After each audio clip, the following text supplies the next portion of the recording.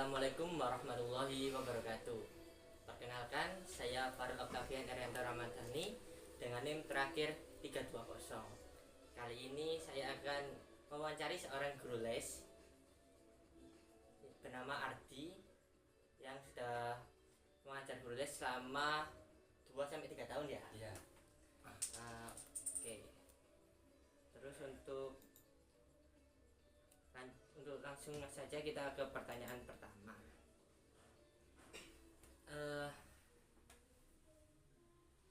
Hari ini kita akan membahas bagaimana cara mendidik anak SD agar punya karakter yang baik. Banyak orang bilang karakter terbentuk sejak dini.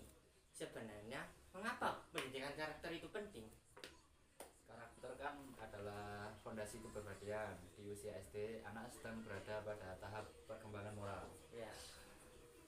dan sosial yang pesat. Jika sejak kecil sudah dibiasakan jujur, disiplin, menghargai orang lain, itu akan terbawa sampai dewasa. Pendidikan karakter juga membantu anak bukan hanya cerdas secara akademis, tapi juga punya akhlak dan empati. Oke, jawaban yang bagus. Untuk soal pertanyaan kedua, untuk pertanyaan kedua yaitu banyak guru yang fokus pada mata pelajaran. Bagaimana cara menyeimbangkan pendidikan karakter dengan akademik tersebut? Kuncinya adalah integrasi. Pendidikan karakter tidak harus mata pelajaran khusus, tapi bisa masuk ke semua kegiatan. Misalnya saat pelajaran matematika, guru bisa menekankan kejujuran dalam mengerjakan soal tanpa harus menyontek teman gitu. Terus saat olahraga ditekankan sportivitas dan kerjasama. Jika akademik jalan, karakter juga terbentuk. Berarti semua itu berpengaruh sama karakter tersebut ya Pak? Iya. Untuk hal ketiga yaitu apa contoh konkret nilai karakter yang paling penting diajarkan pada tingkat SD?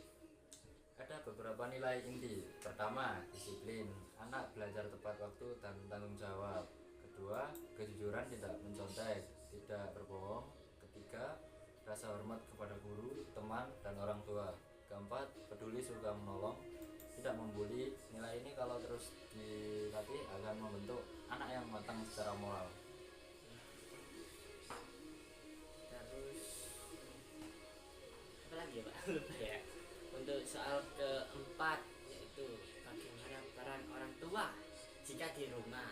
Kan kita tahu sendiri rumah adalah tempat semua anak tumbuh. Gini, orang tua adalah teladan utama kan. Anak meniru bukan hanya mendengar. Kalau orang tua meminta anak jujur, tapi mereka sendiri suka berbohong, anak akan bingung. Konsistensi antara perkataan dan tindakan adalah kunci.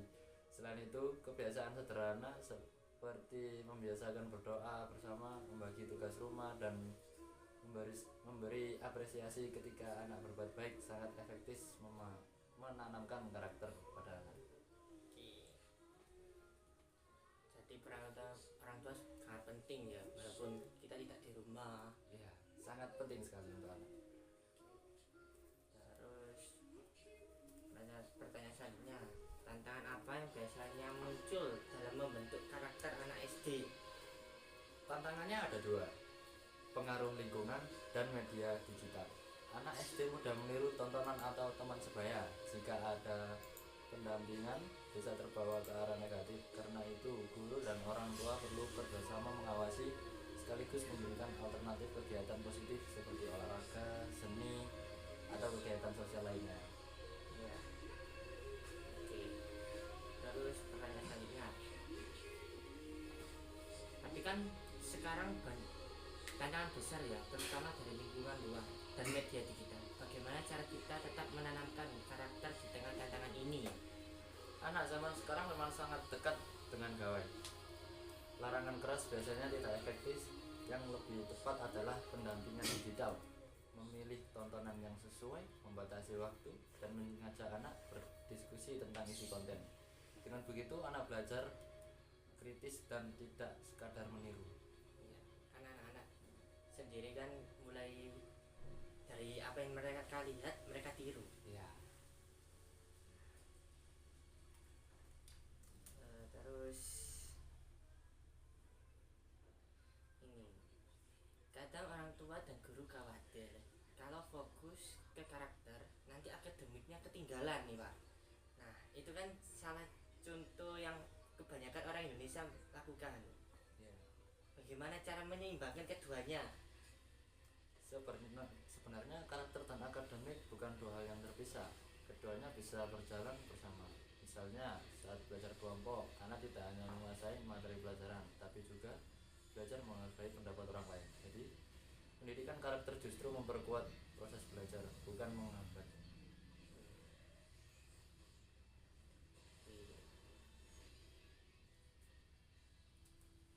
Terus kalau begitu kan tugas guru menjadi sangat berat ya Pak? Atau tidak menurut Bapak? Menurut saya tidak terlalu berat juga, karena di rumah kan ada orang tua sebagai pembentuk karakter seorang anak.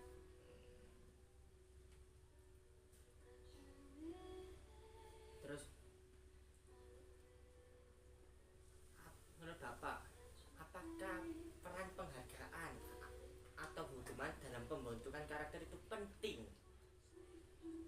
Penting, menurut saya penting. Penghargaan penting untuk memperkuat perilaku baik, tidak harus hadiah besar, ujian, senyum, atau stiker sudah cukup. Hukuman juga sangat diperlukan malah. Tapi sifatnya mendidik, bukan membuat anak takut. Misalnya, anak yang membuang sampah sembarangan diberi tugas membersihkan kelas, sehingga mereka belajar bertanggung jawab. Jadi hukumannya itu tidak terlalu berat, tidak menyusahkan mereka gitu Pak? Ya, hukumannya itu hukuman yang akan membuat anak itu sadar apa yang telah mereka perbuat. Bisa dijelaskan hubungan antara nilai, norma, moral, dan etika dalam pembentukan karakter anak SD? Nilai adalah sesuatu yang dianggap baik, misalnya kejujuran. Norma adalah aturan sosial untuk mewujudkan nilai itu. Misalnya aturan tidak boleh mencontek. Moral adalah sikap batin anak untuk membedakan benar atau salah. Etika adalah refleksi kritis terhadap tindakan. Semua itu saling terkait dan menjadi pondasi karakter. Jadi antara nilai, norma, moral, dan etika itu saling berkesinambungan ya Pak? Ya, saling terkait.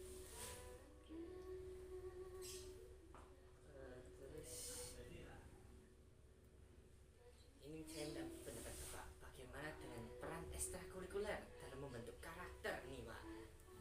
Ini sangat penting juga. Ekstrakurikuler seperti pramuka, olahraga, seni, atau kegiatan sosial lainnya adalah laboratorium bagi karakter.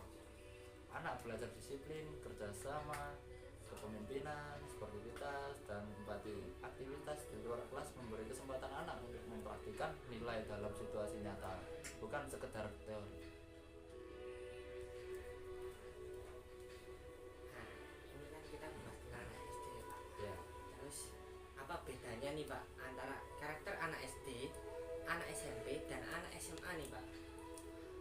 Kalau anak SD masih lugu, mudah meniru, dan belum kritis mempertanyakan nilai. Jadi pendekatan lebih sederhana, teladan, kebiasaan, dan pengulangan.